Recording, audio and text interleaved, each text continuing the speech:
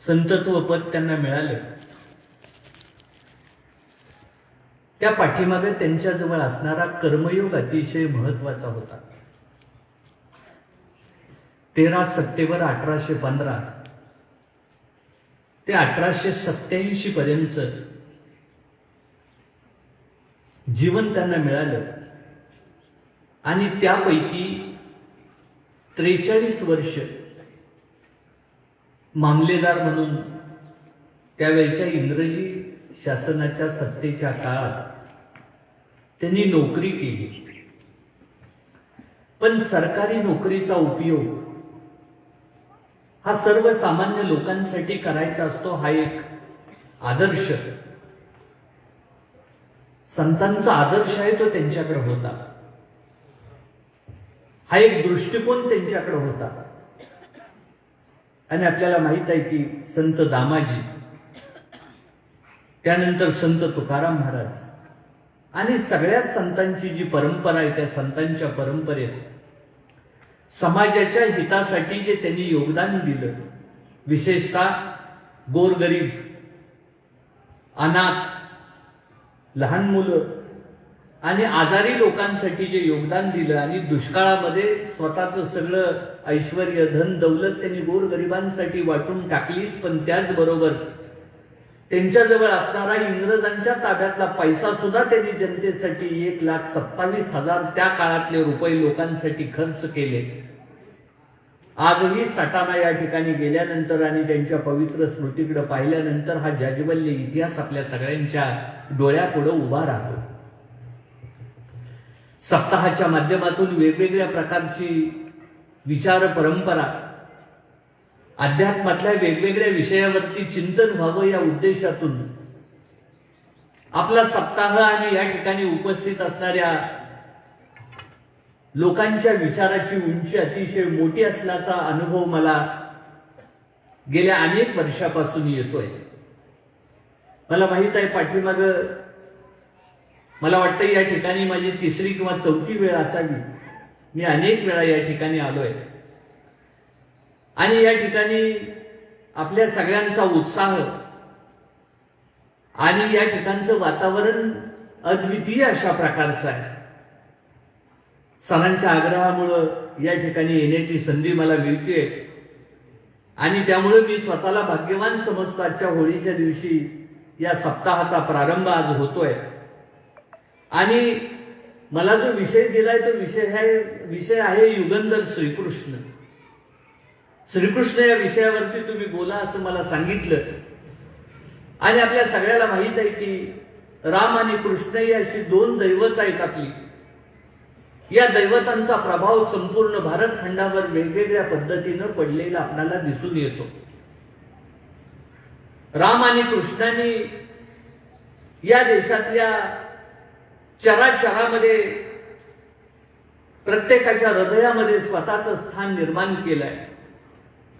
आज इतकी वर्ष झाली, हजारो वर्षाचा कालावधी उलटला तरी राम आणि कृष्ण या दोघांच्या जीवन तत्वज्ञानाचा मोह आपल्या सगळ्यांना अनेकदा होत असल्याची जाणीव आपल्या सगळ्यांच्या मनात आहे.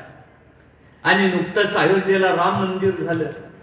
आपल्या सगळ्यांना या गोष्टीचा अतिशय आनंद झाला की आपली जी ही दैवत आहेत, ही दैवत, या दैवतांनी एक विचार पताका आपल्या सगळ्यांच्या हातामध्ये दिलेली आपल्याला दिसून येते. आपला देश जर आपण फिरलो तर आपल्या लक्षात येते की काश्मीर पासून कन्याकुमारी पर्यंत लोकांचं राहणीमान वेगळं आहे, लोकांचं दिसणं वेगळं आहे. दक्षिण ईशान्य भारतात गेलं, आसामकडे गेलं, मिझोरामला गेलं, लोकांमध्ये अतिशय फरक आहे, लोकांच्या जीवन पद्धतीत फरक आहे आणि तरीही हा देश एकसंघ आहे. याचं महत्वाचं कारण आहे की या परिसरातली सगळ्यांची दैवत एक असलेली आपल्याला दिसून येतात. आपण काश्मीरमध्ये जरी गेलो तर रामकृष्णांचं स्मरण करणारे अनेक लोक आपल्याला दिसतात आणि दक्षिणेकडे गेलो तर रामकृष्णांच्या जीवन तत्वज्ञानाचा प्रभाव आपल्या अनेक लोकांवरती पडलेला आपल्याला दिसून येतोय. एक आहे की आदर्शवादी प्रभू रामचंद्रांचं जीवनचरित्र जर आपण पाहिलं तर रामायणाच्या माध्यमातून आणि रामायणाच्या रूपातून रामचंद्र आपल्या पुढे महर्षी वाल्मिकी ऋषींनी उभा केलेले आहे. राम हे आदर्शवादी व्यक्तिमत्व म्हणून आपण पाहतो. प्रभू रामचंद्राच्या जीवनात आदर्शवाद होता आणि त्या आदर्शवादाचं प्रत्यंतर पुढं अनेक घटनाक्रमातून आपल्या सगळ्यांच्या समोर आलं. या देशामध्ये, या जगामध्ये जी महाकाव्य झाली त्या सगळ्यात जास्त महाकाव्यांवरती सगळ्यात जास्त साहित्य निर्मिती जर कोणाच्या जीवनचरित्रावर झाली असतील तर ही दोन व्यक्तिरेखा आपल्या सगळ्यांच्या समोर असलेल्या आपल्याला दिसून येतात. सीता शोधाच्या निमित्तानं प्रभू रामचंद्र निघाले आणि दक्षिणेकडे गेले, श्रीलंकेपर्यंत गेले आणि उत्तर भारत अशा प्रकारचा देश जोडण्याचं काम प्रभू रामचंद्रांनी केलं आणि मथुरा, त्यानंतर द्वारका आणि इथून प्राग ज्योतिषपूर म्हणजे आसामपर्यंत पूर्व पश्चिम अशा प्रकारचा प्रवास भगवान श्रीकृष्णाचा झालेला आपल्याला दिसून येतोय. म्हणजे या देशामध्ये उत्तर दक्षिण आणि पूर्व पश्चिम अशा दोन्हीही दिशाला या दोन महापुरुषांनी आपल्या वैचारिक स्थित्यंतरांनी एकत्र करून ठेवल्याचा इतिहास आपल्या सगळ्यांच्या समोर आहे. भगवान श्रीकृष्णाचं जीवनचरित्र जर जेव्हा आपण पाहतो त्यावेळेला आपल्या लक्षात येतं की गोकुळामध्ये लहानाचे मोठे झाले, बंदिवासामध्ये त्यांचा जन्म झाला आणि लहानपणी त्या परिसरातून फिरत असताना एक नेतृत्व त्यांच्या विचारसरणीतून सगळ्यांच्या मनामध्ये त्या ठिकाणी निर्माण झालं. सगळ्या मुलांना एकत्र करावं, यमुनेच्या कडेला जावं, गाई गुरांचा सांभाळ करावा आणि या पद्धतीनं एक लहानसं नेतृत्व त्या ठिकाणी विकसित होत असताना आपल्याला माहित आहे की त्यावेळेचं राजकारण जर आपण पाहिलं तर आपल्या लक्षात येतं की कंस हा मथुरेचा सम्राट होता आणि कंसाचा सासरा होता जरासंध, जो मगधाधिपती म्हणजे आजचा बिहार होता, त्या बिहारच्या ठिकाणी मगधाधिपती जरासंधाचे मोठं राज्य होतं आणि सासरा अतिशय प्रबळ असल्यामुळं कंसाच्या राज्यकारभार करण्याच्या पद्धतीमध्ये फरक पडत गेला आणि कालांतरानं लोकांना त्रास होईल अशा प्रकारचा राज्यकारभार सुरू झाला आणि त्यांनी स्वतःच्या वडिलांना म्हणजे उग्रसेनाला सुद्धा बंदिवासात टाकलं आणि आपली बहीण देवकी याच्यावरती अतिशय जीव असताना सुद्धा नारदाकडून काही गोष्टी समजल्यानंतर वसुदेवाला आणि देवकीला सुद्धा त्यांनी बंदिवासात टाकला आणि त्यांचा छळ करायला सुरुवात केली. सुदैवानं भगवान श्रीकृष्ण या सगळ्या गोष्टीतून वाचले, पण आपला वैरी त्या ठिकाणी नांदतोय गोकुळात हे लक्षात आल्यानंतर श्रीकृष्णाला मारण्याचा अनेक वेळेला प्रयत्न झालेला कंसांच्या माध्यमातून आपल्याला पाहायला मिळतो. हे जे श्रीकृष्णाचं बालपण आहे ते बालपण हरिवंशाच्या माध्यमातून आपल्याला कळतं, भागवताच्या माध्यमातून आपल्याला कळतं आणि या बालपणी अनेक प्रकारचे संकट त्यांच्यावरती आणण्याचं काम केलं. आपल्याला माहित आहे की पुतनेला पाठवलं, त्यानंतर धेनुकासूर पाठवला, षटकासूर पाठवला की या मुलाचं पारिपत्य आपल्याला करता आलं पाहिजे आणि मुलाचं पारिपत्य केलं पाहिजे. या उद्देशाने कंसाच्या मनात एकच विचार होता आणि श्रीकृष्णाला मारण्याचा प्रयत्न त्यांनी अनेक वेळेला केलेला आपल्याला दिसून येतोय. लहानपणी या प्रकारच्या गोष्टी त्या ठिकाणी घडत असताना कालांतराने परिस्थिती अशी झाली की अतिशय सुंदर अशा प्रकारचं बोलणं, लोकांवरती असणारा प्रभाव आणि या गोष्टीमुळे भगवान श्रीकृष्णाचं नेतृत्व त्या ठिकाणी लहानपणी त्या परिसरामध्ये अतिशय लोकप्रिय झालं आणि त्यानंतर असणाऱ्या सगळेजण मिळून गोवर्धन पर्वताच्या परिसरात गाई गुरांचा सांभाळ करण्यासाठी जात असत. असंच एक दिवस गोवर्धनाचा उत्सव त्या ठिकाणी करावा असं गावकऱ्यांना वाटलं. म्हणजे दरवर्षी तो उत्सव त्या ठिकाणी होत होता, पण तो उत्सव इंद्राच्या नावानं होत होता आणि इंद्रोत्सव मोठ्या पद्धतीनं साजरा करत होते. त्यावेळेला लहानशा श्रीकृष्णाने गावकऱ्यांना विचारलं, अरे आपल्याला तर गोवर्धनाचा उपयोग होतो, आपल्याला नदीचा उपयोग होतो आणि इंद्राचा उत्सव आपण कशासाठी करायचा? आपण असं करूया, गोवर्धन पर्वताचा उत्सव करूया, कारण जो आपल्याला जीवन देतो, ज्याच्यामुळे आपल्या गाई गुरांचा सांभाळ केला जातो, अशा पर्वताचा आपण उत्सव केला पाहिजे. इंद्राचा उत्सव करण्याची आवश्यकता नाही. आणि भागवतामध्ये या गोष्टीचं वर्णन आहे की ज्या वेळेला ही गोष्ट इंद्राला समजली त्यावेळेला इंद्राने वरुण राजाला आज्ञा केली आणि जोराचा पाऊस पडायला सुरुवात झाली. नदीला पूर आला आणि पाण्यामध्ये सगळेजण लोक डुंबून जातात की काय अशा प्रकारची परिस्थिती निर्माण झाल्यानंतर सगळेजण श्रीकृष्णाकडे आले आणि कृष्णाने सांगितले की आपण असं करूया की या ठिकाणी ज्या पर्वताच्या नावानं आपण उत्सव सुरू केला तोच पर्वत आपल्याला आश्रय देईल, आणि मग त्या पर्वताच्या जवळ गेले आणि पर्वताच्या रूपानं त्या ठिकाणी आश्रय मिळाला. भगवान श्रीकृष्णाच्या या प्रकारच्या गोष्टी ज्या वेळेला आपण ऐकतो आणि चित्र पाहतो त्यावेळेला आपल्या लक्षात येते की त्यांनी एक करंगळी लावलेली आहे आणि गोवर्धन पर्वत उचललेला आहे. खरं तर या प्रकारची घटना घडली असेल नसेल, पण या पाठीमागचं कारण एकमेव असं आहे की ज्या वेळेला गावचा प्रमुख ज्या वेळेला समोर येतो आणि एखादं काम करण्यासाठी थोडासा प्रयत्न करतो त्यावेळेला सगळेजण मिळून एकत्र येऊन ते काम उभा करतात आणि त्याच्यामुळे कितीही मोठी संकट आली तरी ती संकट निघून जाऊ शकतात. हा या पाठीमागचा उद्देश असलेला आपल्याला दिसून येतो. आणि त्या ठिकाणी भगवान श्रीकृष्णांनी बालपणी या सगळ्या गोष्टींना वाचवल्याची कथा आपल्या सगळ्यांच्या लक्षात राहते. अनेक वेळेला या प्रकारच्या गोष्टी घडल्या आणि मग ज्या वेळेला थोडेसे ताकदवान झाल्यानंतर त्यावेळेला त्यांच्या लक्षात आलं की त्यावेळेला बिहारमध्ये म्हणजे पाटण्यामध्ये जरासंध नावाचा राजा त्या ठिकाणी होता, मगधाधिपती जरासंध, आणि तो अतिशय प्रबळ झाला होता.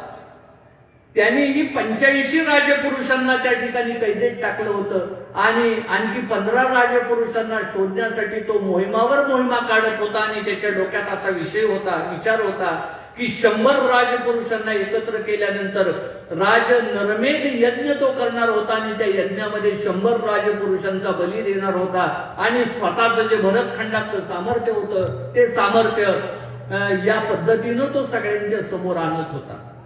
तो अतिशय हिंसक होता आणि त्याचा जावई होता कर्ण. त्याच्या ज्या दोन मुली होत्या, एकीचं नाव आस्ती आणि दुसरीचं नाव प्राप्ती, या दोन्हीही मुली त्या ठिकाणी कंसाला दिल्या होत्या.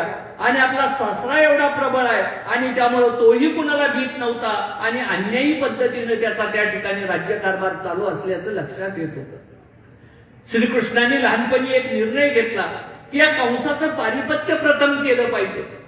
तो अन्यायी पद्धतीनं राज्यकारभार करतो ही गोष्ट खरी आहे, पण त्याही पलीकडे जाऊन श्रीकृष्णाला आव्हान द्यायचं होतं मगधाधिपती जरासंध याला, आणि जरासंधाचं आव्हान आपल्याला परतवून लावण्यासाठी जरासंधाला मारलं पाहिजे, त्याशिवाय या भरत वंशातली राज्य व्यवस्थित राज्यकारभार करणार नाहीत, अशा प्रकारची भूमिका त्या काळातली होती. ज्या वेळेला या सगळ्या गोष्टींचा विचार केला जातो त्यावेळेला छोटी छोटी गणराज्य त्या काळात अस्तित्वात असलेली आपल्याला दिसून येतात. कालांतरानं त्यांचं रूपांतर महाजन पदात झालं. सांगलीचं इतिहासाचं पुस्तक पाहिलं तर त्या काळातली जी महाजन पद आहेत ती महाजन पद आपल्या लक्षात येतील. पण त्या अगोदर ही गणराज्य होती छोटी छोटी, आणि या गणराज्यांमध्ये संघर्ष व्हायचा आणि ही गणराज्य वाचली पाहिजेत, कारण गणराज्य ही लोकशाही पद्धतीने चालवलेली राज्य होती. आणि म्हणून या प्रकारचा विचार त्याच्या डोक्यात आला बलरामाच्या आणि दोघांच्यानी. एक दिवशी दोघांनी ठरवलं, ते दोघे जण मथुरेला आले आणि मथुरेला आल्यानंतर ते कंसाच्या राजवाड्यात गेले आणि त्या ठिकाणी सिंहासनावरून खाली खेचून त्यांनी कंसाचं पारिपत्य केलं. कंसाला मारलेलं हे पाहिल्यानंतर त्याच्या पत्नी आस्ती आणि प्राप्ती दोघी जणी आपल्या वडिलांकडे मगधाधिपती जरासंध याच्याकडे गेल्या आणि त्यानंतर जरासंधानं मथुरेवरती स्वाऱ्या करायला सुरुवात केली. त्या ठिकाणचं राज्य त्यांनी बदलवलं, राज्यकारभार बदलला. उग्रसेनाला बंदिवासातून मुक्त केलं. कंसाचा वडील त्यांनी स्वतःच्या वडिलांना बंदिवासात टाकलं होतं. त्यावेळेला उग्रसेन या दोघांच्या समोर आले आणि दोघांच्या समोर येऊन हात जोडून ते म्हणाले की एक गोष्ट करा, तुम्ही कंसाला मारले ही चांगली गोष्ट केली, पण या राज्याचा कारभार आता तुम्ही स्वतःच्या हातामध्ये घ्या, कारण या तरुण नेतृत्वाची या राज्याला गरज आहे. त्यावेळेला त्या दोघांनी सांगितलं की नाही, हे राज्य तुमचं आहे. आणि उग्रसेनाला त्या ठिकाणी गादीवरती बसवलं. पण ही गोष्ट ज्या वेळेला मगधाधिपती जरासंधाला कळाली त्यावेळेला जरासंधाने मथुरेवरती 17 स्वाऱ्या केल्या आणि शेवटचा परिणाम असा झाला की मथुरेची अख्खी राजधानी भगवान श्रीकृष्णाला द्वारकेला आणावी लागली आणि द्वारकेला ते त्या ठिकाणी आलेले आपल्याला दिसून येतात. हा इतिहास ज्या हा भगवान श्रीकृष्णाचं जीवन चरित्र ज्या वेळेला आपण अभ्यासतो त्यावेळेला आपल्या लक्षात येतं की पुढं महाभारत आणि महाभारतामध्ये भगवान श्रीकृष्णाचा उल्लेख आहे.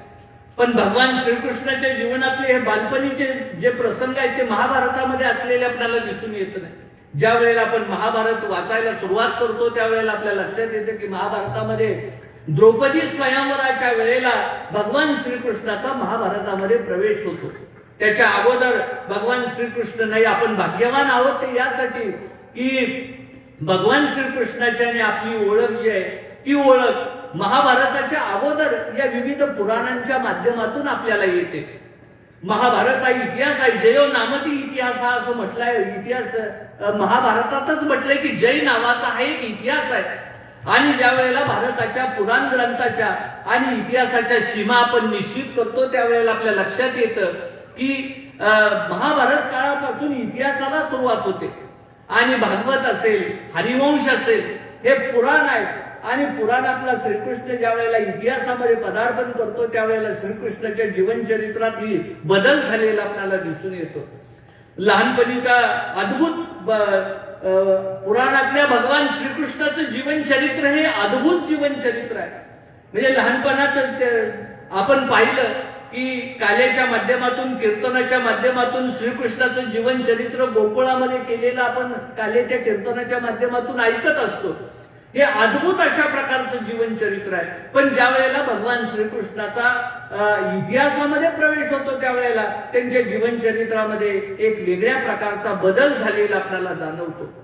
द्रौपदी स्वयंवर होता आणि त्याच्या अगोदर लाक्षागृहातला प्रसंग होता.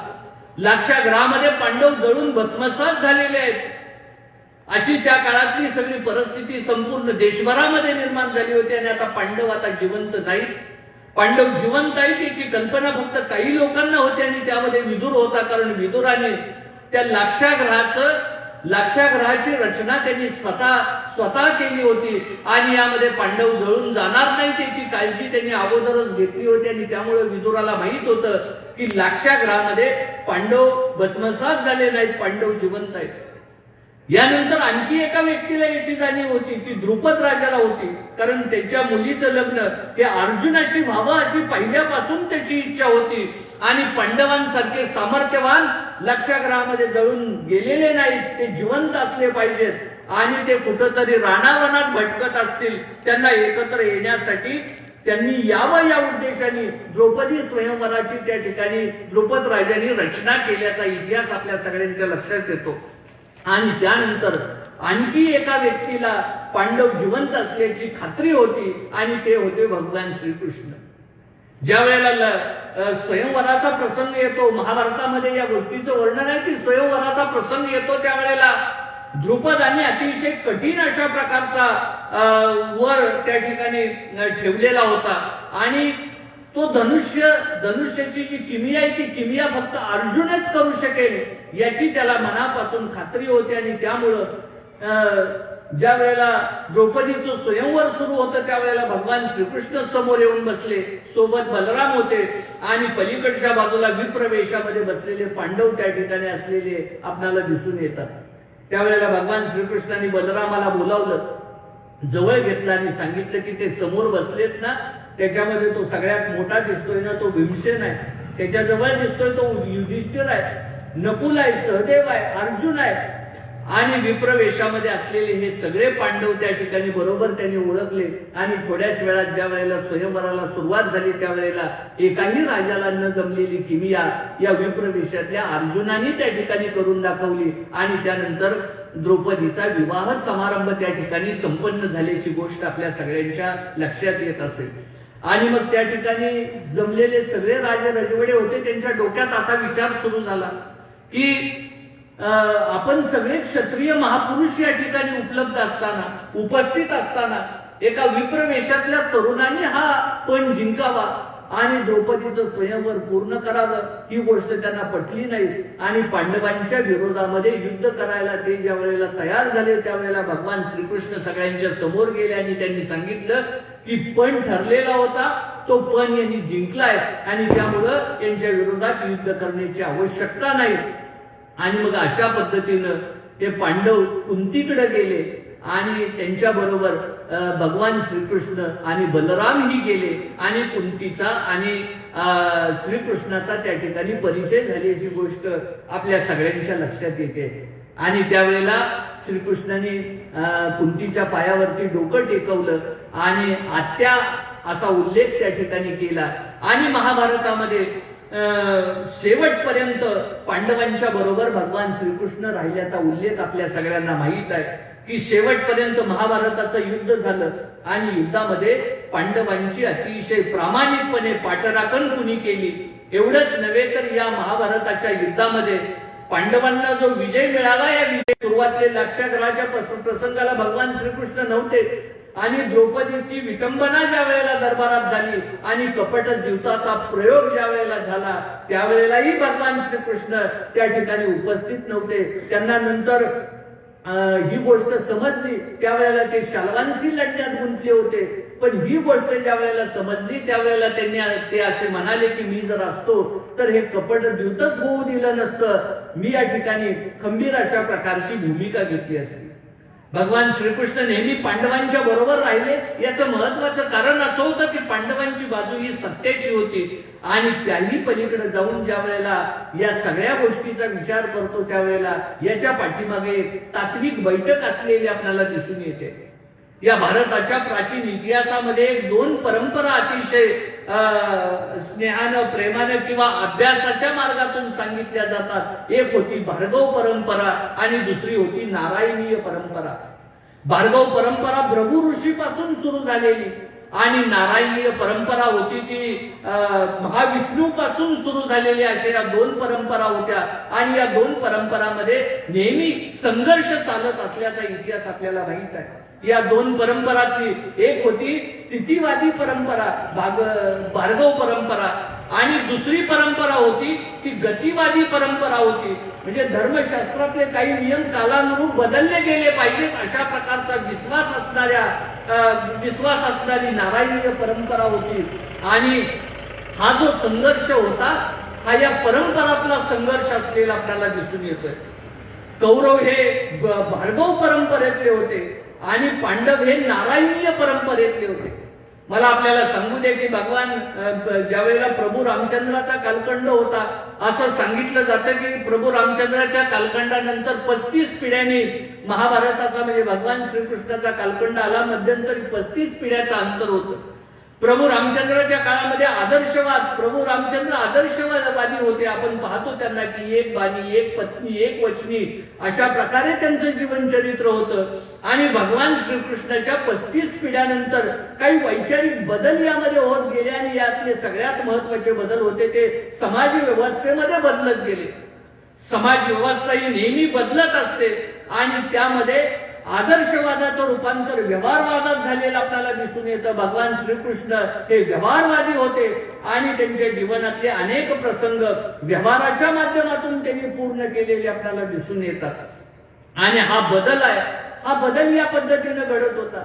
स्वतः प्रभू रामचंद्र सुद्धा बदलण्याच्या पद्धतीत होते. तेही नारायणीय परंपरेचे अनुयायी होते आणि त्यामुळं जंगलातल्या अनेक लोकांशी, अधीन जमातींशी, शाबर लोकांशी त्यांचे जवळचे संबंध आले.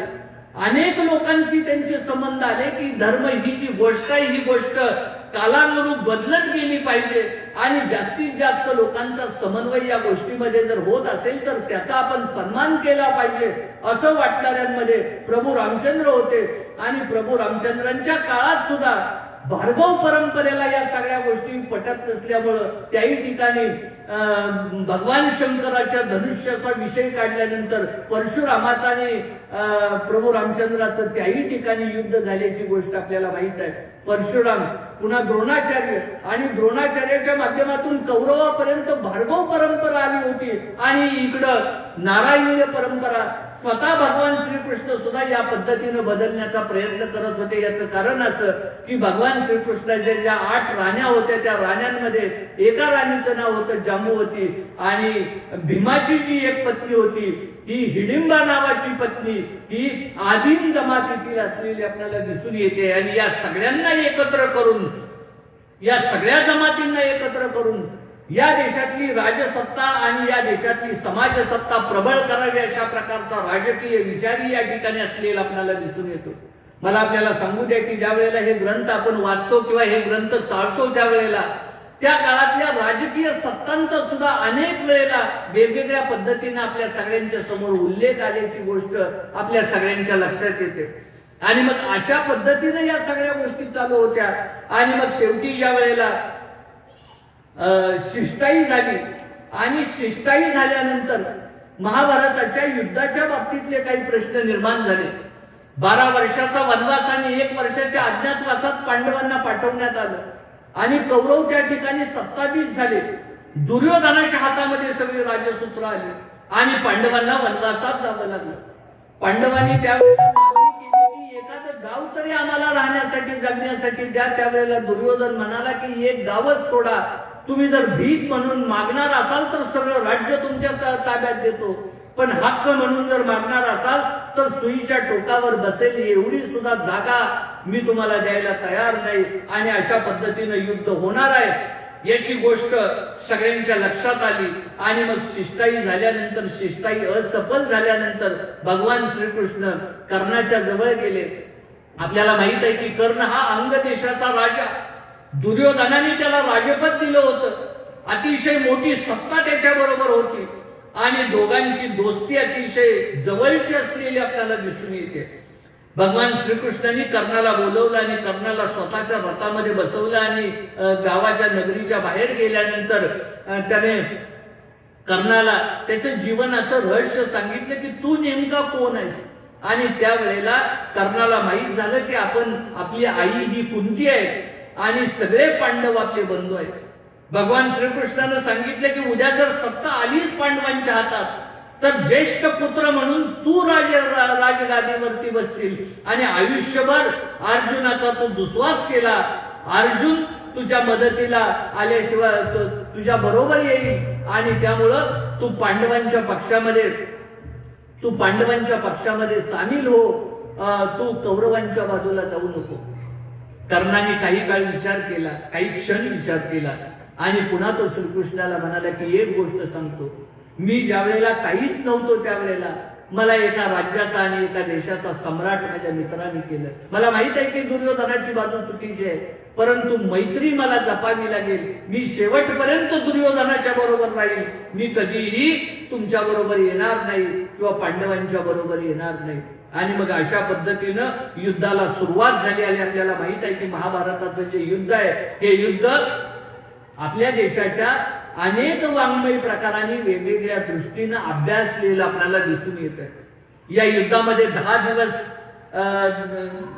दिवस पुन्हा 5 दिवस द्रोणाचार्याच्या नेतृत्वाखाली, शेवटचे 2 दिवस कर्णाच्या नेतृत्वाखाली, अशा प्रकारे 17 दिवसाचं युद्ध चाललं, 18 दिवसाचं.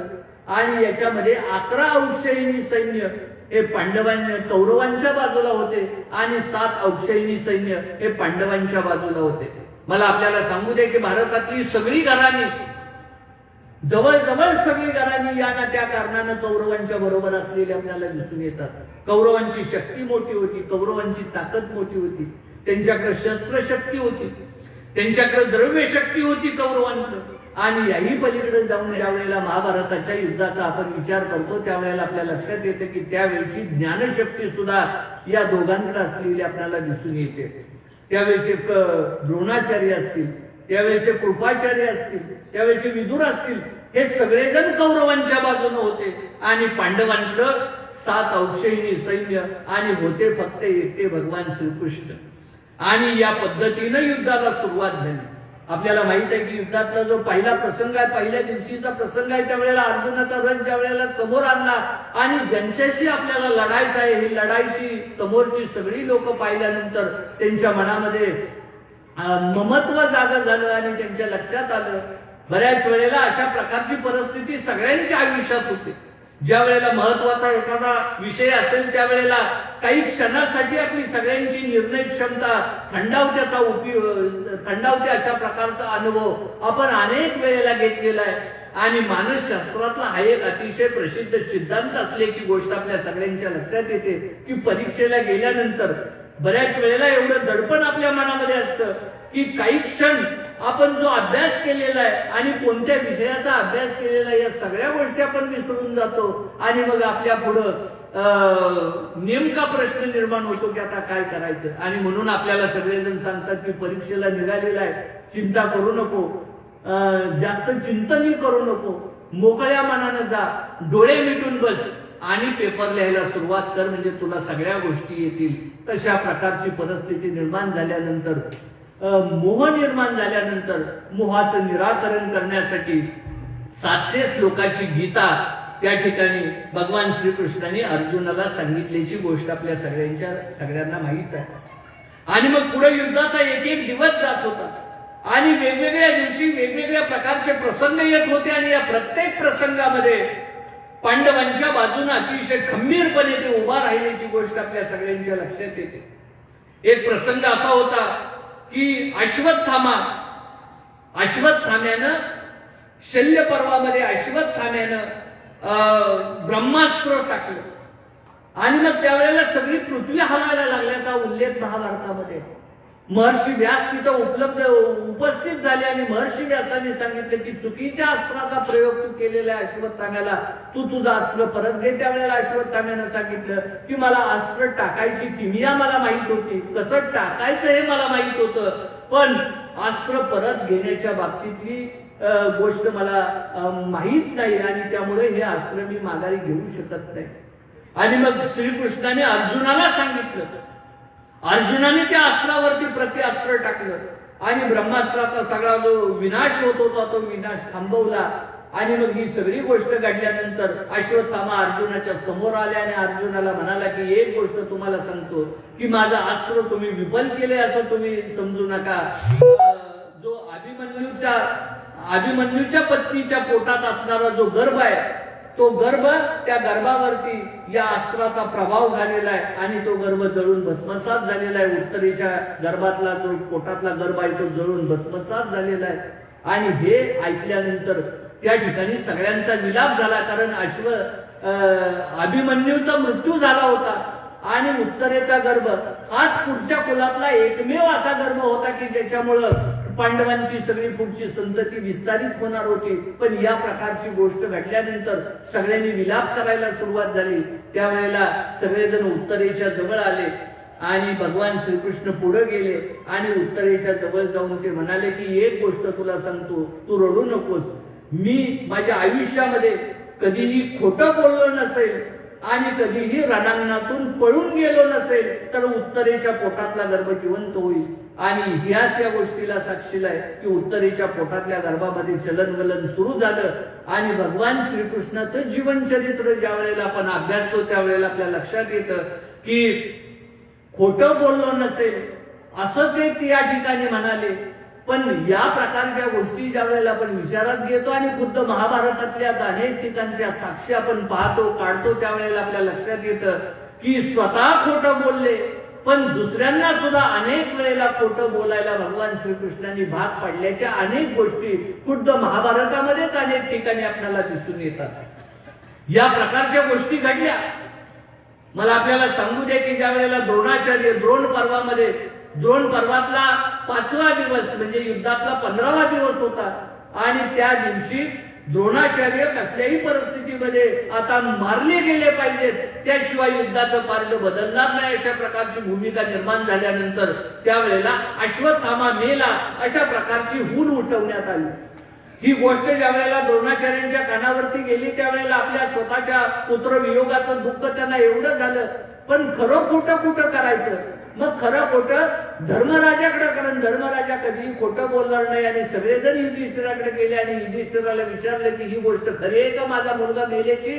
त्यावेळेला भगवान श्रीकृष्णाने त्याला सांगितलं, युधिष्ठिराला सांगितलं होतं की म्हण तू नरो वा आणि कुंजरो वा लहान अक्षरात म्हण, लहान शब्दात म्हण. आणि मग त्यांनी खरं आहे असं समजल्यानंतर त्यांनी त्या ठिकाणी धनुष्यबाण खाली ठेवलं आणि द्रोणाचार्याचा त्या ठिकाणी हस्त झाल्याचा आणि युद्धाचं पारडं फिरल्याचा इतिहास आपल्या सगळ्यांना माहित आहे. स्वतः अनेक वेळेला खोटं बोलले. अगदी कर्ण पर्वातली गोष्ट आहे. कर्ण पर्वातल्या पहिल्या दिवशी धर्मराजाला युधिष्ठिराला युद्ध करायची एवढी शिरशिरी आली की तो कर्णाच्या पुढे गेला आणि कर्णाशी युद्ध करायला त्यांनी सुरुवात केली. कर्णाचं सामर्थ्य सगळ्याला माहित होतं. महाभारतामध्ये असं वर्णन आहे की कर्णाच्या जवळ असणारी ताकद आणि त्याच्या ताकदीला विरोध करू शकण्याची ताकद फक्त अर्जुनाच्या जवळ आहे. आणि मग मग धर्मराज युधिष्ठिर त्यांच्या पुढे गेला आणि मग कर्णाला आनंद झाला की बरं झालं आज तुझ्या बरोबर युद्ध करायला मिळतंय, आणि बाणांचा अशा प्रकारे वर्षाव केला की रथाचं चाक मोडलं, रथातून त्यांना खाली पाडलं आणि एक बाण असा मारला की त्यांच्या युधिष्ठिराच्या डोक्यावरचा जो मुकुट आहे तो मुकुट खाली पडला, आणि मुकुट खाली पडल्यानंतर काही बाण त्यांना लागले आणि अतिशय वाईट अवस्थेमध्ये युद्धातून ते पळून म्हणजे विन्मुख होऊन स्वतःच्या शिबिरामध्ये आले आणि त्यांना या गोष्टीचं अतिशय वाईट वाटलं. आणि तेवढ्यात संध्याकाळ झाली. संध्याकाळच्या वेळेला सगळे पांडव एकत्र आले, भगवान श्रीकृष्णही त्यांच्या बरोबर होते आणि या सगळ्या घडलेल्या गोष्टीची कल्पना त्यांना होती. आणि मग तिथं समोर आल्यानंतर ज्या वेळेला युधिष्ठिराने अर्जुनाला पाहिलं आणि अर्जुनाला एक प्रश्न विचारला, अरे तू आलायस, तू कर्णाला मारून आलायस की कर्ण जिवंत आहे, ही गोष्ट मला अगोदर सांग. त्यावेळेला अर्जुनाने विचारलं की दादा असं का म्हणतात, माझी आणि अर्जुनाची आजच्या दिवशी रणांगणात भेटच झाली नाही, मी कर्णाकडे गेलोच नाही आणि त्यामुळं कर्णाला मारण्याचा प्रश्नच उद्भवत नाही. त्यावेळेला तो म्हणाला, अरे तुझ्या भावाची त्यांनी एवढी मोठी विटंबना केली आणि तुझं एवढंच सामर्थ्य असताना तुझा मला काहीच उपयोग झाला नाही. तुझे धनुष्याचा स्वतःचा अभिमान सांगतो ना, ते धनुष्य तू फेकून दे, तुझ्या जवळ असणारं गांडीव धनुष्य तू फेकून दे, काय त्याचा उपयोग आहे आपल्याला. आणि हे सगळं ऐकल्या अर्जुन भयंकर संतापला. त्यांनी तलवार काढली आणि आपल्या भावावरती तलवार घेऊन तो निघाला. भगवान श्रीकृष्ण तिथं उपस्थित होते. श्रीकृष्णाने विचारलं, रे तू काय करतोय, युधिष्ठिराला मारायला निघालेला आहे. तर अर्जुनानं सांगितलं, हो मी त्याला मारायला निघालेलो आहे. का? याचं कारण असं की माझा असा एक पण आहे की जो माझ्या धनुष्याला नावं ठेवेल त्याचा मी शिरच्छेद करेल, आणि माझ्या भावाने भाऊ जरी असला तरी माझ्या धनुष्याला त्यांनी नावं ठेवलेली आहेत आणि त्यामुळं मी त्याचा शिरच्छेद करण्यासाठी पुढे निघालेलो आहे. आणि मग हे ऐकताच भगवान श्रीकृष्ण म्हणाले, अरे थांब जरा, मी काय सांगतो ते ऐक. तू त्याला मारशील आणि युद्धाचा निकाल आजच या ठिकाणी लागेल. तू आपापसातच संघर्ष सुरू होईल.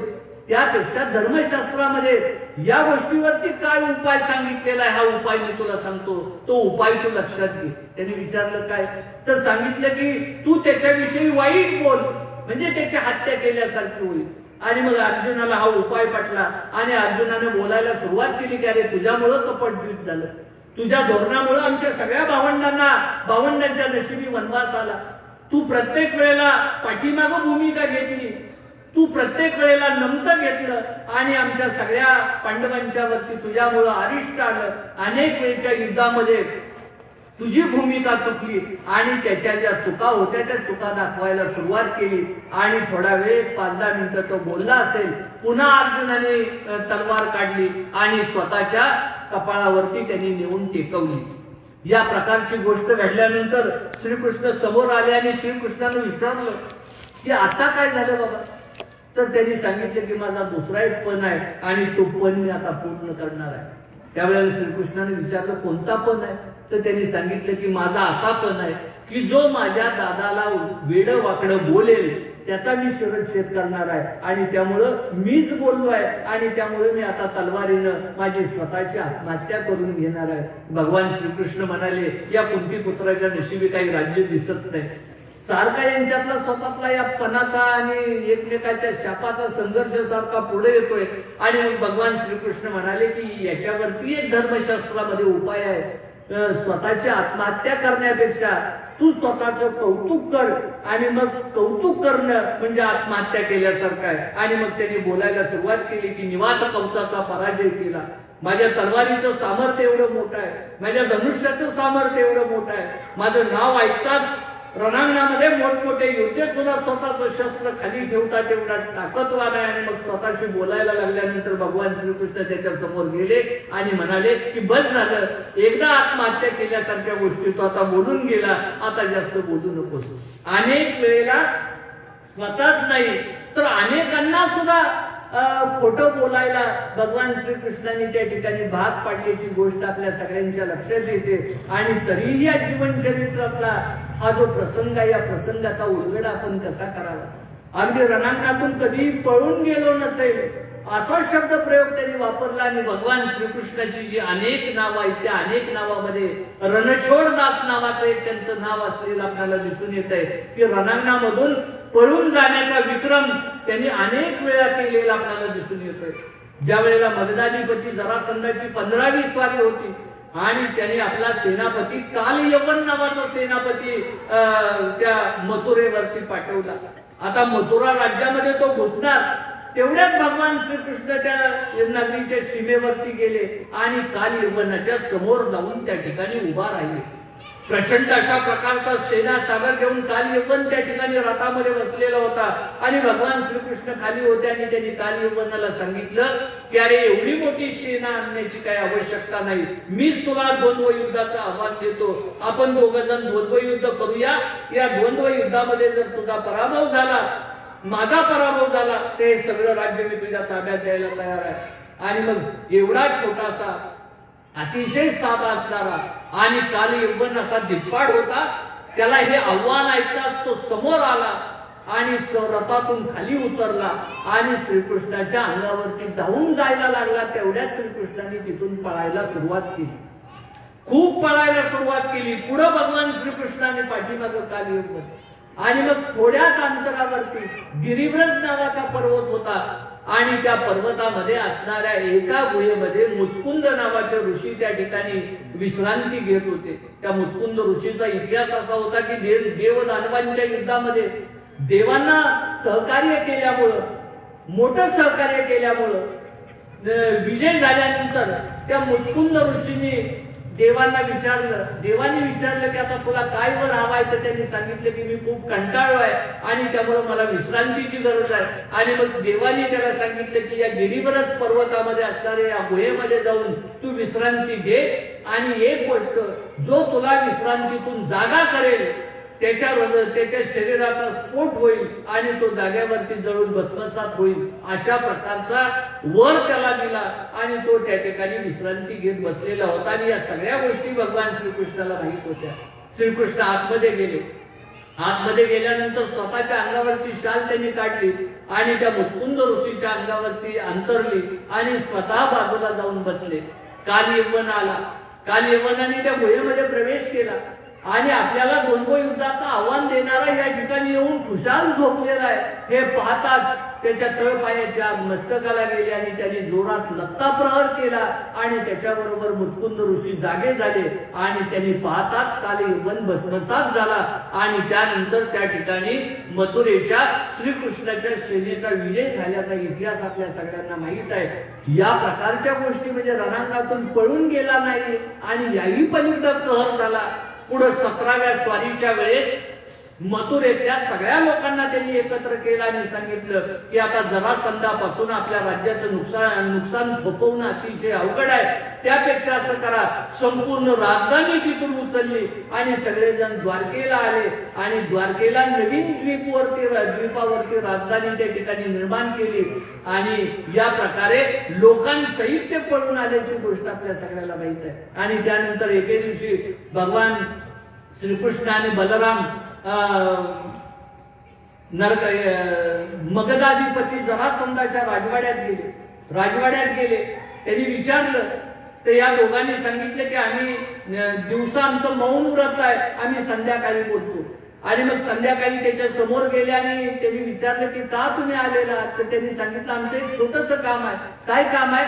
आम्हाला तुम्हाला मारायचं आहे आणि तुमच्या गादीवरती दुसऱ्या व्यक्तीला बसवायचं आहे, एवढंच छोटंसं काम आहे. आणि त्यावेळेला त्यांनी मगधाधिपती जरासंधाचा पराभव केला आणि मग त्या ठिकाणी जरासंधाच्या वडिलांना गादीवरती बसवलं. आपल्याला आणखी एक माहित असेल की ज्या वेळेला प्रागज्योतिषपूर म्हणजे आजचा आसाममध्ये नरकासूर नावाचा एक दैत्य त्या ठिकाणी मोठा राजा राज्य कारभार करत होता आणि त्या ठिकाणी ते गेले. त्यांनी 16,000 युवतींना कैद करून ठेवलं होतं आणि त्या ठिकाणी नरकासुराचं पारिपत्य केलं आणि त्या युवतींची त्या ठिकाणी सुटका केल्याचा सगळा इतिहास आपल्या सगळ्याला माहित आहे.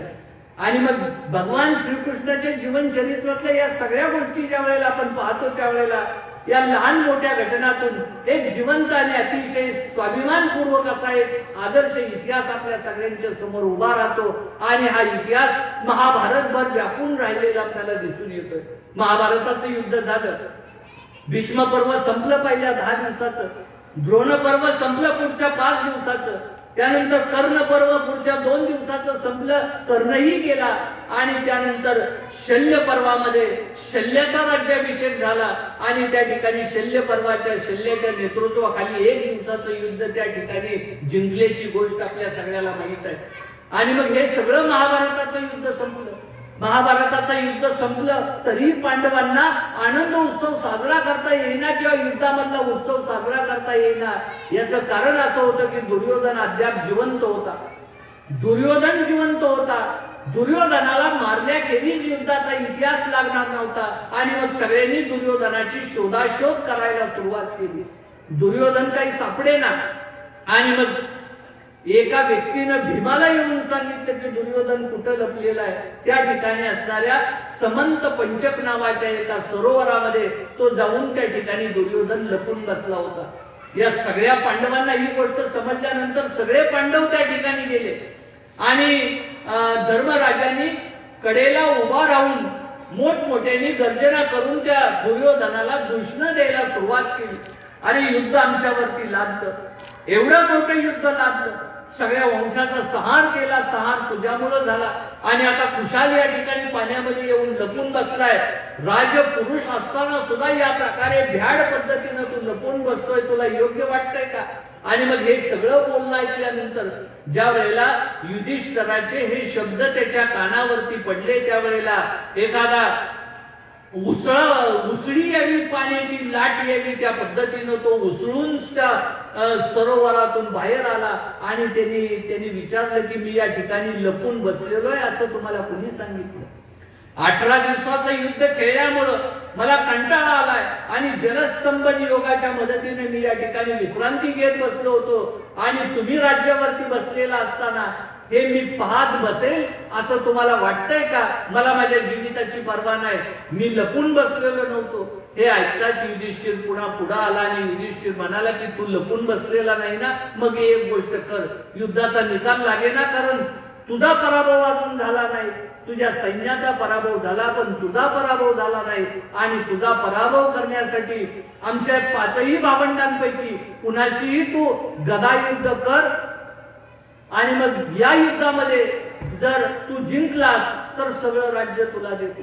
पुन्हा भगवान श्रीकृष्ण समोर आले आणि श्रीकृष्णाने युधिष्ठिराच्या पाठीवरती हात ठेवला आणि म्हणाले की अरे पुन्हा तुमच्या नशिबामध्ये राज्य काही दिसत नाही.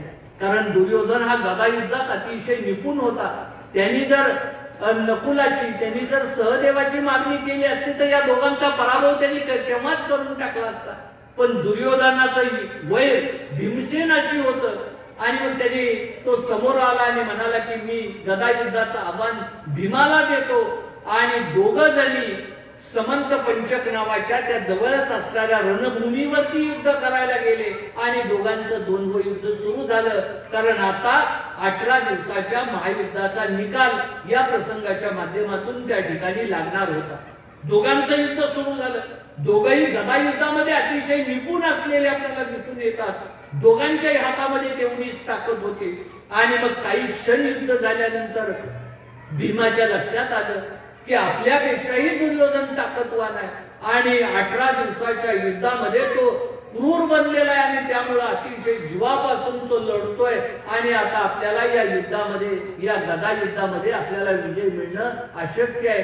आणि त्यांनी अतिशय काकुलत्या नजरेनं भगवान श्रीकृष्णाकडे पाहिलं. त्यावेळेला भगवान श्रीकृष्णाच्या लक्षात आलं की आता भीमाच्याही पलीकडे ही गोष्ट गेलेली आहे, कदाचित भीमाचा पराभव होण्याची शक्यता आहे.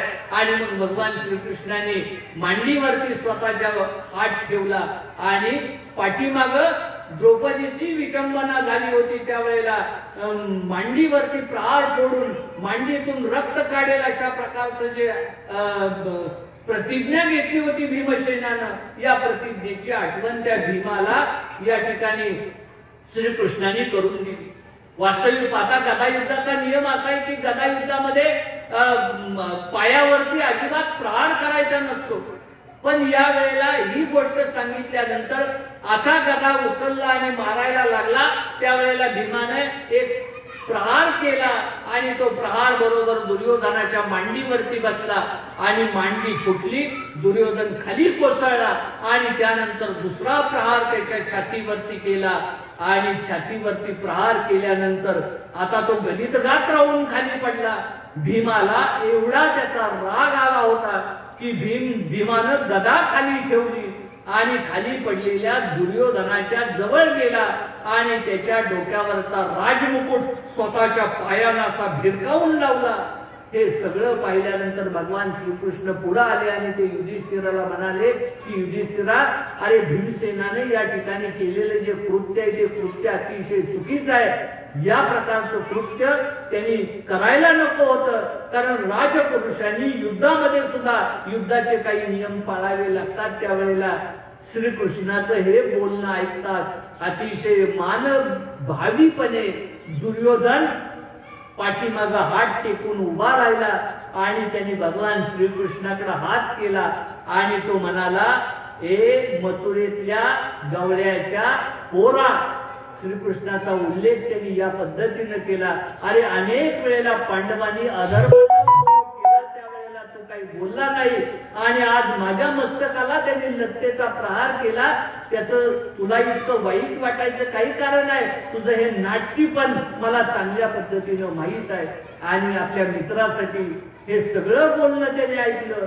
पण त्या महाभारतामध्ये वर्णन आहे की भीमानं माझ्या डोक्यावरती लत्ता प्रहार केला, याचं मला वाईट वाटणार नाही. याचं कारण असं की थोड्याच वेळानंतर कावळे आणि गिधाडे मला स्पर्श करणार आहेत. म्हणून जाता जाता आपल्या विरोधकांना कावळ्यांच्या आणि गिधाडांच्या पंक्तीमध्ये बसवून तो स्वस्थ पडून राहिला आणि त्यानंतर युद्धाचा आनंद उत्सव करण्यासाठी सगळेजण बाहेर पडल्याची गोष्ट आपल्या सगळ्याला माहित आहे. मला आपल्याला सांगू द्या की भगवान श्रीकृष्णाचं हे जे जीवन चरित्र आहे ते जीवन चरित्र अतिशय विलोभनीय अशा प्रकारचं जीवन चरित्र आहे. भगवान श्रीकृष्णाकडे जे गुण आहेत ते सगळे गुण एक एक जीवन मूल्य म्हणून आपल्या सगळ्यांच्या समोर वेगवेगळ्या पद्धतीने उभा असलेले आपल्याला दिसून येतात. तो उत्कृष्ट वक्ता होता, तो उत्कृष्ट बासरी वादक होता. असं सांगितलं जातं की ज्या वेळेला त्या गोकुळामध्ये गायी चरायला जात असे त्यावेळेला त्यांच्या बासरीचा आवाज कानावरती पडला तर सगळ्या गायी त्यांच्या परिसरामध्ये येऊन त्या ठिकाणी बसत असत. आणखी एक उल्लेख भागवतामध्ये त्यांचा केलेला आहे की भगवान श्रीकृष्ण कुठंतरी एक 2-3 महिन्यासाठी गेले होते आणि त्यांच्या गायी त्या गोकुळातल्या त्यांच्या गोट्यामध्ये होता आणि एक पाहुणा त्या गावामध्ये आला आणि पाहुण्याने गावकऱ्यांना विचारलं की या ठिकाणी भगवान श्रीकृष्णाचं घर कुठं आहे, मला त्यांच्या घरी जायचं आहे. त्यावेळेला त्या गावकऱ्यांनी सांगितलं की हा जो पाण्याचा प्रवाह येतोय ना, या पाण्याच्या प्रवाहाबरोबर तू जा, हा पाण्याचा प्रवाह जिथं संपेल तिथं भगवान श्रीकृष्णाचं घर तुला दिसेल. आणि हा पाण्याचा प्रवाह कसला आहे हा हे शोधत तो त्या ठिकाणी गेला पाहुणा आणि त्याच्या लक्षात आलं की भगवान श्रीकृष्ण घरी नाहीत म्हणून त्यांच्या गायीच्या नेत्रातून जे अश्रू येत होते त्या अश्रूंचा प्रवाह त्या ठिकाणी निर्माण झाला होता आणि तो प्रवाह वाहत होता. एवढा गायी गुरांच्या मध्ये त्यांच्याविषयी आत्मीयता असलेली आपल्याला दिसून येते. तो उत्कृष्ट तत्ववेत्ता होता. आपल्याला मला सांगू दे की 700 श्लोकाची गीता सांगितली आणि या गीतेच्या माध्यमातून ज्ञानयोग, भक्तियोग, कर्मयोग आपल्या सगळ्यांच्या पुढे उभा केला. आणि भारतातलं वैशिष्ट्य असं आहे की भगवान श्रीकृष्णांनी जुन्या काळातल्या काही गोष्टीला बदलवून गीतेचा नव्या अर्थानं विचार आपल्या सगळ्यांच्या समोर दिलेला आपल्या सगळ्यांच्या लक्षात येतो. कधी कधी असा प्रश्न निर्माण होतो की गीता कुणाला सांगितली? अर्जुनाला सांगितली. कशासाठी सांगितली? अर्जुनाने युद्ध करायला तयार व्हावं म्हणून सांगितली. महाभारताचं युद्ध संपलं, गीताही संपायला हवी होती. पण महाभारताचं युद्ध संपून गीता संपली नाही. याचं कारण असं की गीतेमध्ये जे तत्वज्ञान सांगितलं त्या तत्वज्ञानाच्या पाठीमाग या युद्धाचा जरी प्रसंग असला तरी या युद्धावरती विविध अर्थानं वेगवेगळ्या प्रकारचा विचार केलेला आपल्याला दिसून येतोय. ब्रह्मा कुमारी विश्वविद्यापीठ म्हणून एक संस्था आहे आणि ती गीतेवरती संशोधनाने लेखन करते. त्यामध्ये भगवद्गीतेचा खरा अर्थ म्हणून एक छोटंसं पुस्तक आहे. आणि या पुस्तकामध्ये त्यांनी सांगितले की हे युद्ध कुठलं आहे? हे युद्ध महाभारताचं युद्ध संपून गेलं. पण ज्या वेळेला माणसाच्या जीवनाचा आपण विचार करतो त्यावेळेला एक गोष्ट आपल्या लक्षात येते की माणसाच्या जीवनात ही अनेक प्रकारची युद्ध नित्यकाळ सुरू असतात आपल्याला दिसून येतात. तुकाराम महाराजांचा अभंगच आहे की नित्य प्रत्येक वेळेला युद्धाचा प्रसंग आमच्या जीवनात अनेक वेळा असलेला आपल्याला दिसून येतो. हे युद्ध माणसाच्या बरोबर आहे आणि माणसाच्या आदिम काळापासून आदिम भविष्य काळापर्यंत या युद्धाची पाठराखण माणसाचं जीवन संपवणार नाही. माणसाच्या बरोबर हे युद्ध राहील. कधी मनातलं द्वंद्व असतं, खरं किंवा खोटं, हे किंवा ते, एखादा निर्णय घ्यायची वेळ येते त्यावेळेला करावं की नको अशा प्रकारचं द्वंद्व स्वतःच्याच मनामध्ये निर्माण होतं. कधी कधी गावामध्ये युद्ध निर्माण होतं, वैचारिक युद्ध निर्माण होतं. आणि जिथं जिथं युद्ध असेल तिथं तिथं भगवान श्रीकृष्णाच्या भगवद्गीतेची आपल्या सगळ्यांना आवश्यकता असल्याची जाणीव आपल्या सगळ्यांच्या मनामध्ये निर्माण झाल्याची गोष्ट आपल्याला माहित आहे की जिथं जिथं युद्धाचा प्रसंग असेल त्या ठिकाणी मार्ग दाखवण्याची ताकद भगवान श्रीकृष्णाच्या भगवद्गीतेमध्ये असलेले आपल्याला दिसून येते. वेगवेगळ्या प्रकारचे योग श्रीकृष्णाने सांगितले आणि गीतेमध्ये आणखी एक योग त्यांनी सांगितला आणि या योगाचं नाव आहे अनासक्ती योग. भगवान श्रीकृष्ण आजही आपण गोकुळीचा राजा म्हणून त्यांचा सन्मान करतो, पण कसल्याही प्रकारचं राजपद त्यांच्याकडे नसल्याची गोष्ट आपल्या लक्षात येते की कुठल्याही राज्याचा तो राजा नव्हता किंवा स्वामीही नव्हता. ज्या वेळेला कंसाला मारलं त्यावेळेला उग्रसेनाला गादीवरती बसवलं. मगधाधिपती जरासंधाला मारलं, ते राज्य स्वतःच्या ताब्यात घेतलं नाही, त्या राज्यावरती त्याच्या मुलाला त्या ठिकाणी बसवलं. नरकासुराला मारल्यानंतर त्या ठिकाणी प्रागज्योतिषपूरचं राज्यही नरकासुराच्या मुलाच्या ताब्यात त्यांनी दिलं. स्वतः कुठल्याही राज्यावरती बसले नाही. आणि द्वारकेचा राजा बलराम वसुदेव होते आणि बलराम हा राजपुत्र होता. यापैकी भगवान श्रीकृष्णाच्या वाट्याला काहीही आलेली गोष्ट आपल्याला दिसत नाही. हा जो योग आहे, हा योग कसल्याही प्रकारची माया, कसल्याही प्रकारची असूया किंवा कसल्याही प्रकारची आसक्ती भगवान श्रीकृष्णाच्या जीवनचरित्रामध्ये आपल्याला कुठेही दिसत नाही.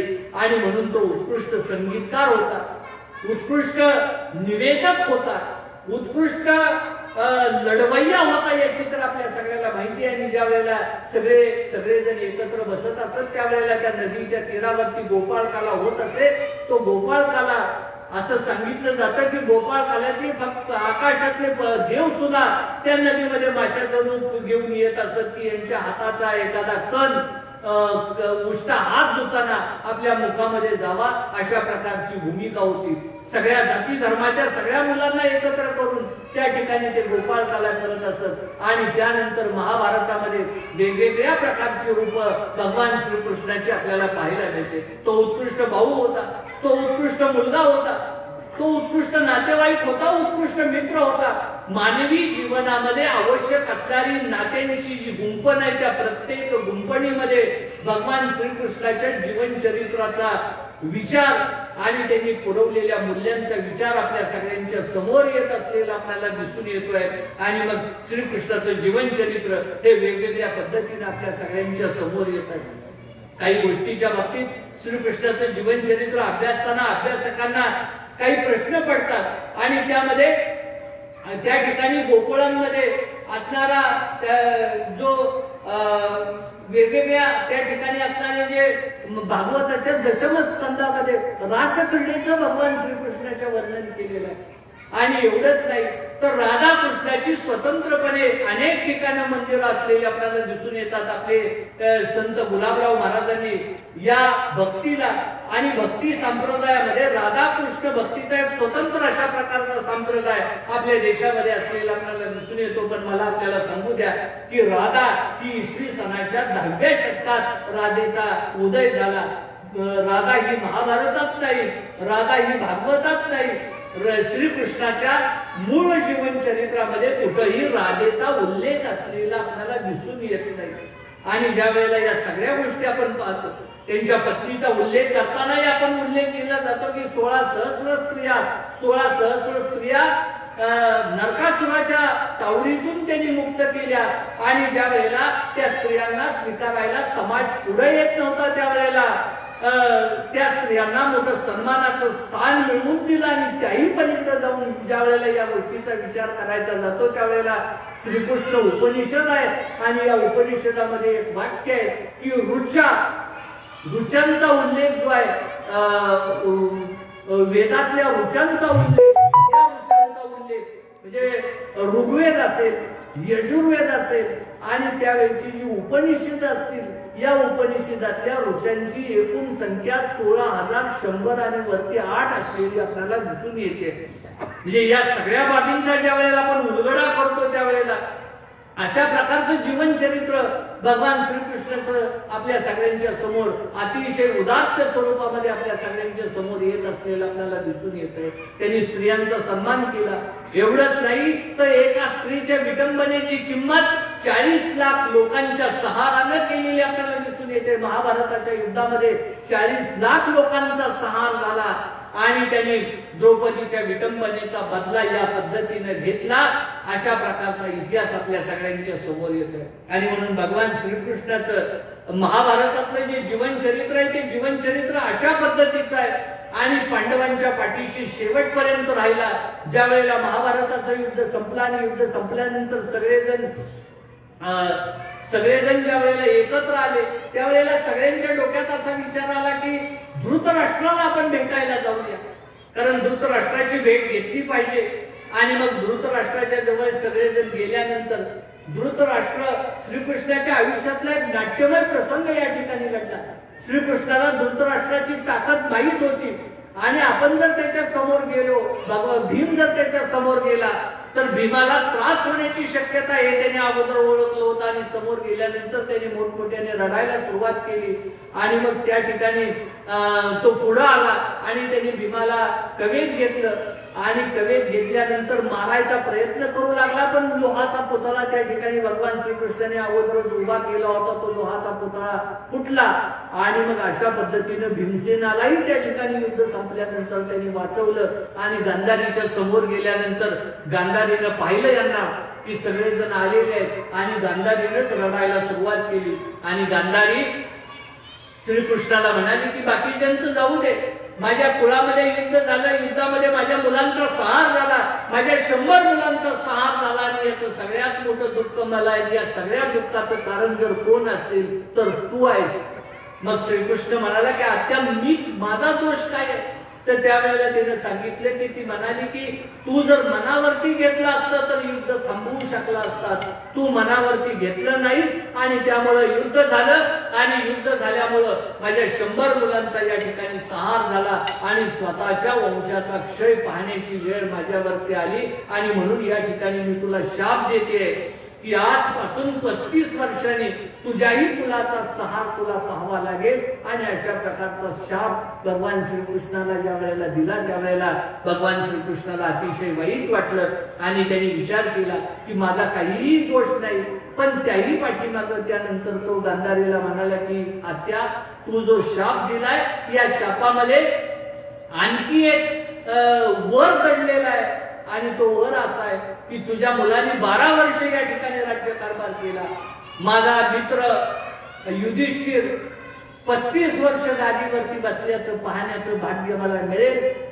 यापेक्षा माझ्या आयुष्यातली आनंदाची गोष्ट कोणती? आणि मग तिथून ते बाहेर पडले आणि महाभारताचं युद्ध संपलं आणि युद्ध संपल्यानंतर द्वारकेच्या दिशेने ते जायला निघाले. जो राजसूय यज्ञ नंतर केला होता, अश्वमेध यज्ञ केला होता, त्या यज्ञाच्या वेळेला भगवान श्रीकृष्ण त्या ठिकाणी उपस्थित नसलेले आपल्याला दिसून येतात आणि ते द्वारकेला गेले आणि द्वारकेला 35 वर्ष त्यांनी त्या ठिकाणी राहिले. आणि मग या ठिकाणी हस्तिनापूरचं राज्य अतिशय चांगल्या पद्धतीनं या ठिकाणी धर्मराजांनी युधिष्ठिरांनी चालवलं. आणि मग त्यानंतर 35 वर्ष गेली आणि त्या समुद्राच्या कडेला एक प्रसंग एक दिवशीचा असा आला की सात्यकीनं कृतवर्मेची फोड काढली आणि याच्यातून यादवांमध्ये परस्पर संघर्ष सुरू झाला. यादवांचे 2 गट झाले. दोन्ही गट परस्पर जवळ उभा राहिले आणि दोन्हीही गटांनी एकमेकावरती आक्रमण केली आणि सगळ्या यादवांचा त्या ठिकाणी संपले सगळे यादव. बलराम आणि कृष्ण बाहेर गेले होते, ते त्यांनी येऊन पाहिलं आणि त्यांच्या लक्षात आलं की सगळे यादव संपलेले आहेत. श्रीकृष्णाला लक्षात आलं की 35 वर्षापूर्वी गांधारीनं जो शाप दिला होता तो शाप आता मला पाहण्याची वेळ माझ्यावरती आलेली आहे. आणि मग बलराम समोरच होता. यादवांचा नाश झाला हे पाहिल्यानंतर बलरामाचाही जागीच मृत्यू झाला आणि त्यानंतर भगवान श्रीकृष्ण शेजारच्या वनामध्ये जाऊन शांतपणे तपश्चर्या करत बसले. इतिहासामध्ये अशी नोंद आहे की 125 वर्षाचं आयुष्य त्यांना मिळालं आणि त्या ठिकाणी तपश्चर्या करत बसलेले असताना एक व्याध येतो. तो हरणाची शिकार करण्यासाठी आलेला असतो. त्याला हरिण कुठंच दिसत नाही. तेवढ्या श्रीकृष्णाची एक पाय वरती उचललेला त्यांना दिसतो आणि हा पाय कदाचित हरणाचं मुखच असावं असा भास त्याला होतो. तो एक बाण टाकतो, तळपायामध्ये बाण लागतो आणि भगवान श्रीकृष्णाचा त्या ठिकाणी मृत्यू होतो. अशा प्रकारचा इतिहास सांगितलेला आहे. आणि पुढं वर्णन असं आहे की सगळे आकाशातील देवता त्या ठिकाणी उपस्थित असतात आणि पृथ्वीवरती जन्म घेतलेल्या या महापुरुषाला स्वर्गामध्ये घेऊन सगळेजण अतिशय आनंदाने जातात. अशा प्रकारचा या जीवन चरित्राचा इतिहास आहे. भगवान श्रीकृष्ण हे युगंधर होते. भगवान श्रीकृष्णाने जीवनाचं तत्वज्ञान या पद्धतीने सांगितलं आणि या देशातले जे विविध संप्रदाय आहेत या संप्रदायामध्ये आजही कृष्ण भक्ती मोठ्या पद्धतीने असलेली आपल्याला दिसून येते. कृष्ण भक्ती सगळ्यांच्याच मनामध्ये, सगळ्यांच्याच हृदयामध्ये आहे. आणि राम आणि कृष्ण या 2 व्यक्तिरेखांमध्ये भगवान श्रीकृष्णाची व्यक्तिरेखा महाभारताच्या रूपानं आपल्या सगळ्यांच्या समोर आलेली आहे. 25,000 श्लोकांचं काव्य वाल्मिकी ऋषींनी लिहिलं. रामायण ही एका व्यक्तीची कहाणी, महाभारत ही एका वंशाची कहाणी. रामायणाच्या 4 पट महाभारत आहे. जवळजवळ 1,00,000 लोकसंख्या भगवान व्यासांनी निर्माण केलेली आहे आणि या पद्धतीनं त्या काळचा महाभारतकालीन इतिहास आपल्या सगळ्यांच्या समोर येतो. असं म्हटलं जातं की इसवी सनापूर्वी 5,000 वर्षापूर्वी महाभारताचं युद्ध झालं आणि त्याच्याही अगोदर 25 पिढ्या 35 पिढ्या प्रभू रामचंद्राचा कालावधी असलेला आपल्याला दिसून येतो. आणि त्यावेळेला जी वर्णन केलेली आहेत या महाभारत ग्रंथामध्ये जी वर्णन केलेली आहेत ती वर्णन केलेली ठिकाणं आजही आपल्याला सापडतील. गांधारी ही गांधार प्रदेशातली, ही अफगाणिस्तानातली होती. विराट राजा नेपाळमध्ये, भारतातली अनेक ठिकाणची संस्थान असलेलं आपल्याला दिसून येतात. विदर्भाचं त्या ठिकाणी राज्य होतं. चेदी नरेश होता त्या ठिकाणी शिशुपाळ असलेला आपल्याला दिसून येतो. आणि ही जी छोटी छोटी गणराज्य होती या गणराज्याच्या रूपानं एक इतिहास आपल्या सगळ्यांच्या समोर असलेला आपल्याला दिसून येतो. आणि म्हणून अतिशय उज्ज्वल अशा प्रकारचा आपला हा संप्रदायाचा इतिहास आहे. आपल्या या ठिकाणच्या धर्मतत्वज्ञानाचा इतिहास आहे. या ठिकाणच्या वैचारिक तत्वज्ञानाचा इतिहास आहे. आणि या इतिहासानं अनेकांना वेगवेगळ्या पद्धतीनं प्रेरणा दिलेली आपल्याला दिसून येत आहे. तोच गोकुळीचा राणा कधी कधी पंढरपूरला येतो आणि मग पंढरपूरच्या विटेवरती तो उभा राहतो आणि हजारो वारकऱ्यांना प्रेरणा देतो. या देशातलं सगळ्यात मोठं वारकरी साहित्य पंढरपुराच्या माध्यमातून निर्माण झालं आणि त्याही पाठीमागं ही पार्श्वभूमी असलेली आपल्याला दिसून येते की पंढरपूरचा पांडुरंग आपल्या सगळ्याला प्रिय आहे. भीमा नदी सगळ्याला प्रिय आहे. आणि या देशाच्या इतिहासातली जी अनेक ठिकाणं आहेत ती ठिकाणं आपल्या सगळ्याला प्रिय आहेत. याच्या पाठीमागच्या या सगळ्या गोष्टी असलेल्या आपल्याला दिसून येतात. बहुडंगी, बहुविचारी, बहुस्पर्शी आणि अनेक जीवन मूल्यांचा समुच्चय असलेले सुंदर अशा प्रकारचं व्यक्तिमत्व भगवान श्रीकृष्णाच्या रूपानं आपल्या सगळ्यांच्या समोर आलं. आणि म्हणून या आदर्श अशा विचाराचा आपण सन्मान केला पाहिजे. बऱ्याच वेळेला तमाशाच्या माध्यमातून भगवान श्रीकृष्णाचं जे जीवन चरित्र आपण रेखाटतो या प्रकारची निंदा आपल्या